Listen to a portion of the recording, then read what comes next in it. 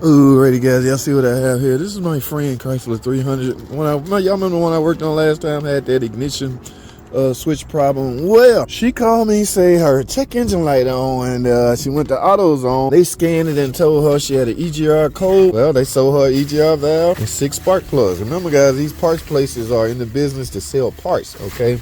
They're not gonna properly diagnose your car. Yes, this car could very well just only need an EGR valve and some spark plugs, okay? So there's no pressure on me to diagnose this correctly. She asked me what I charged to replace the parts. I gave her a price. That's that, guys. So let me get this is a short video, so I'll probably make a long video. This is fairly easy. This is 3.5 V6 engine. All right, y'all stay tuned for more. Alrighty guys, y'all saw that short video, that hashtag short video. Now guys, here's what we got here. All I'm doing here guys is verifying the code. Where is it at? P0406 guys. EGR sensor A circuit high.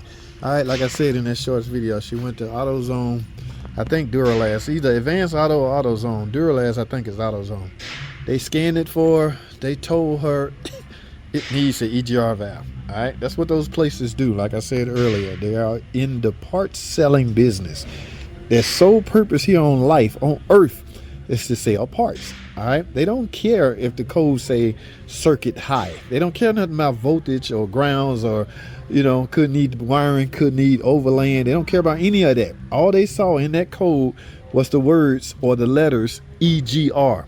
Right then and there, they came to the conclusion based off of that all you need is an EGR valve. Sure, we got one, $150. Sure, I don't know what these cost, but like I say, their whole sole purpose in life is to sell parts. So she ended up buying one, called me and got a price on it.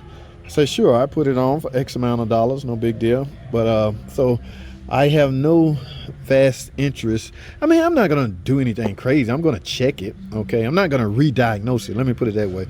But I will verify that the connector has no, you know, no problems with it or anything like that, because it very well could just be this. All right, yes, I replaced a lot of these based on that code, but I don't want you guys to get in the habit of doing that, get in the habit of replacing parts just because the part name is called out in the codes. No, that's not advisable. All right, analyze that code and try to make out, you know, what's going on. All right, so like I said, I got an EGR valve. While I'm in here, I told her, or I asked her when the last time she had spark plugs replaced. She can't remember. So I told her, being the nice guy that I am, while I'm in here with the intake manifold off, I got to take this off because the EGR valve is attached to this head right here. So this got to come out, the plenum. Oh my goodness, I forgot.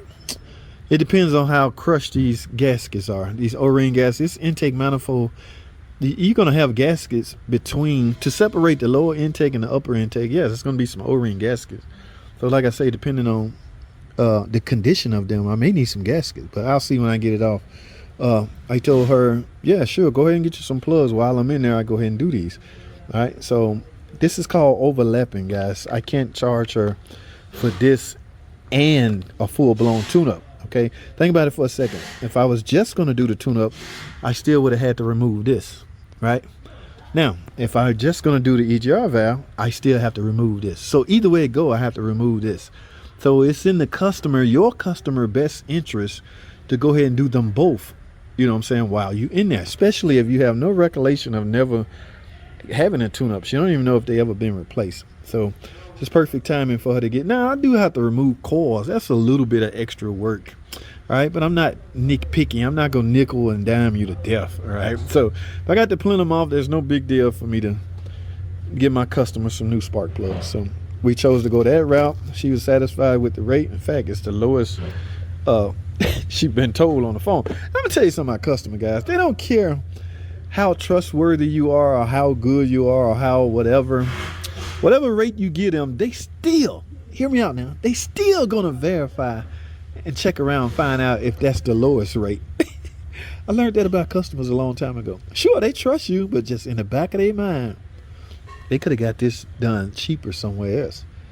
Yeah. Now, mind you, if I had to properly diagnose this car when she came in with a check engine light, I probably would have charged a little more. But because I am free of all responsibility as far as diagnosing go, yeah, I can give you one set rate. This is what I charge to replace this, and leave it at that. Yeah. So it depends on the relationship you have with your customer. This is one of my personal customers. So I'm interested in her keeping her car running. I've already done the timing belt. I hope y'all saw that video. If you didn't, watch it right here. I've done the timing belt and water pump, trans service, differential service. I've done a lot of stuff. So we're trying to keep this thing on the road. All right. So guys, I don't know. Y'all want to watch this? This is a long video already. I'm already out of shorts territory as far as time. I got to remove this and remove the plugs. Y'all want to watch this? Sure, man. Okay. Let me find my tripod. Set it up somewhere. We can talk while I do this. How about that? Oh, we'll see how it work out. We'll see how it playing out. So let me go grab some tools. I'll tell you what. I'll come back once I get the plenum off. The plenum is straightforward.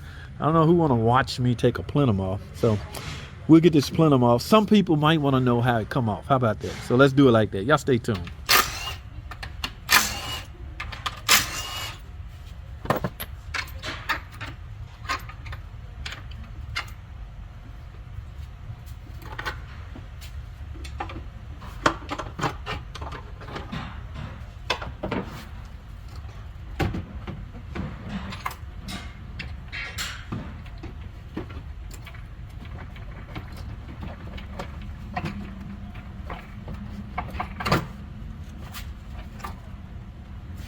Alrighty guys, as you can see I got the plenum off. Oh, I had to fight whenever. I haven't done that in a while, guys. It's a finagle thing when you're removing it from right here. Back in the day I used to have to remove all of the whole wiper cowl, all right, just to clear this, but now it's all about finagling, how you turn it and twist it to get it out properly. You don't want to bend it, guys. Do not sleep on this, all right? Remember, this is the EGR, and see how flat that is? This will cause you problems. Oh my goodness, major problems. So I'm definitely going to replace that. Remember we spoke about the intake O-ring? Yeah, that's a little flat, guys. The seal, and this thing is expensive. I just have to get one. She just have to reimburse me for it. All right, but I'm definitely going to replace that. All right, now remember spark plugs, we're going in removing all the coils so we can go in with these. Who is these? Autolite. Now y'all know I'm an OEM guy. I don't know which plug this calls for. I'm thinking it's Champion, but these are Autolites. These what she got me. Okay, I can only put on what my customer asked me to put on and what they bring. Will this cause me problems? Likely not. I'm not sure. This is an older model Chrysler 300. Okay, the electronics are not as sophisticated as the new cars. Okay, so she should be fine. All right, now I'm going to go in this galley right here with some combustion chamber cleaner, let it soak on top of those intake valves so it can knock off some of that carbon. Now the EGR valve, let me take the camera down here to show y'all exactly where it's at. Right there. Y'all see that? That's what we going after, guys. EGR valve. That's why I had to charge what I had to charge, because I have to remove quite a few things to gain access to it. This is it. 2 bolts holding it on to the head. Y'all know what the EGR valve do, right? Exhaust gas recirculation. All right. Yes, we got to recirculate the exhaust gases. It makes sense, right? All right. Okay. You don't want. It really helps with NOx. Okay, yeah, you want to lower the temperature of the combustion or the pressure exhaust. It's a lot of technical terms when trying to explain it. However, if you fail in emissions or you check engine light on because of this is one of the items you will replace. It has a lot to do with emissions. Okay, so let me get this thing replaced so we can wrap this up, guys. And guys, one thing I don't want you to leave out. I'm gonna get a better view of this when I get it off, because I'm gonna bring the tube and all up. This tube right here can become clogged up with carbon. You definitely want to make sure that it's clear. All right, when I get the EGR valve up, I'll fire the camera back up. We'll talk some more about it. All right, in the meantime, let me get that EGR valve out. Just 2 bolts, guys, 2 10mm bolts. All right, did I show y'all? I think I did. I might even replace this PCV valve, guys. Yes, y'all know I'm a big fan of this PCV valve.